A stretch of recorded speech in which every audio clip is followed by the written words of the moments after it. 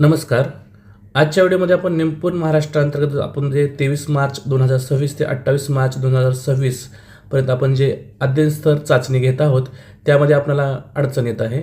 नक्की अध्ययन स्तर चाचणी आपल्याला घेताना जी अडचण येत आहे, त्यासाठी पहा या ठिकाणी आपल्याला काही सूचना दिलेल्या आहेत. त्या सूचना आपण वाचणं गरजेचं आहे आणि समजून घेणं गरजेचं आहे. पहा एक सूचना आहे, लक्षवेधी सूचना आहे. आज दिवसभरात सकाळी 8:30 ते 9:30 या वेळेत ॲपमध्ये तांत्रिक दुरुस्ती करण्यात आली होती.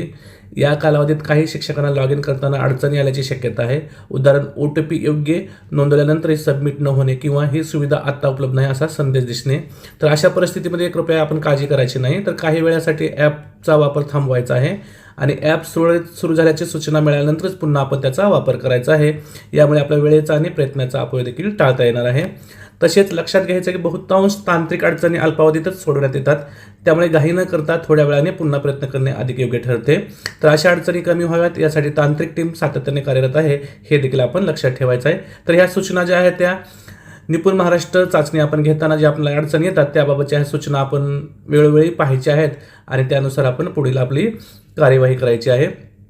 त्यानंतर पहा आणखी या ठिकाणी जर आपण खाली स्क्रोल केल्याच्या नंतर आपल्याला सर्वात महत्त्वाच्या ज्या सूचना आहेत त्या आपल्याला या ठिकाणी दिसत आहेत. ही महत्त्वाची सूचना आपण लक्षात ठेवायची आहे की निपुण महाराष्ट्र ॲप सध्या थोड्या वेळात चालत आहे.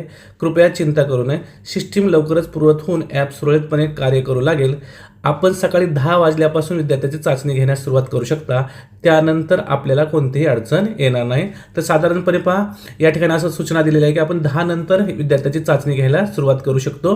त्यामुळे आपल्याला कोणतीही अडचण येणार नाही. ही देखील महत्त्वाची सूचना आपण या ॲपच्या नोटिफिकेशनमध्ये आपल्याला दिलेली आहे. ते आपण वारंवार आपण पाहायचे आहेत आणि त्यानुसार आपण ॲपचा वापर करायचा आहे आणि विद्यार्थ्याची चाचणी घ्यायची आहे. पहा आणखी काही सूचना आहेत त्या देखील आपण या ठिकाणी समजून घेऊया.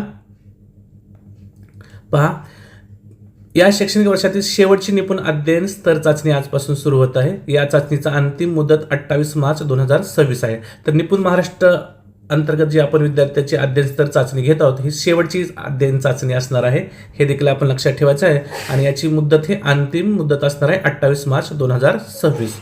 तसेच काळजी घेण्याचं कारण नाही. विद्यार्थ्याची चाचणी घेण्यासाठी आपल्याकडे पुरेसा कालावधी उपलब्ध आहे. योग्य नियोजन, संयम आणि प्रामाणिकपणे चाचणी पूर्ण करण्याचे हेच आपले मुख्य उद्दिष्ट असावे.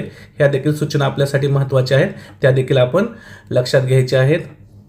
पहा या ठिकाणी आपल्या सर्व संदर्भात एक आपल्याला सूचना दिलेली आहे की सर्व विद्यार्थी निपुण व्हावेत म्हणून योग्य उच्चारासह अचूक वाचन सराव व्हावा म्हणून ही विशेष सुविधा आपल्याला निपुण महाराष्ट्र ॲपमध्ये देण्यात आलेली आहे. या सुविधेचा वापर आपण कधीही आणि कुठेही करू शकतो. तसेच यातील सरावाचा विपरीत परिणाम विद्यार्थ्याच्या मूळ अध्ययन स्तरावर चाचणीवर होत नाही. तर त्यासाठी सरावासाठी देखील आपल्याला या ठिकाणी ॲपमध्ये सरावासाठी देखील आपल्याला संधी दिली होती. तर आपण विद्यार्थ्याचा देखील तो सराव देखील आपण घेऊ शकतो. तर अशा प्रकारे वेगवेगळ्या या ठिकाणी आपल्याला नोटिफिकेशनमध्ये आपल्याला निपुण महाराष्ट्र अंतर्गत जे आपल्याला अध्ययन चाचणी घ्यायची आहे आणि निपुण महाराष्ट्र ॲप जे आपण वापरत आहोत ते नक्की कशा प्रकारे वापरायचं आहे, ते कधी आपल्याला कार्यरत असणार आहे, याबाबतच्या विविध सूचना आपल्याला या ठिकाणी मिळतात. तर ते आपण वारंवार पाहायचे आहेत आणि त्यानुसार आपण आपल्या विद्यार्थ्याची निपुण महाराष्ट्र अंतर्गत अध्ययन स्तर चाचणी आपण घ्यायची आहे. तर अशा प्रकारे आपण या ठिकाणी अध्ययन स्तर चाचणी घेऊ शकतो. तर धन्यवाद. आजच्या व्हिडिओमध्ये आपण निपुण अध्ययन स्तर चाचणी घेताना जे आपल्याला अडचणी येतात आणि त्याबाबतच्या नक्की सूचना कुठं असतात, त्यावर आपण कशा प्रकारे सूचना पाहायच्या आहे याविषयीची माहिती पाहिली. पुन्हा एकदा भेटूया एका नवीन व्हिडिओसह. तोपर्यंत सर्वांना मनपूर्वक धन्यवाद.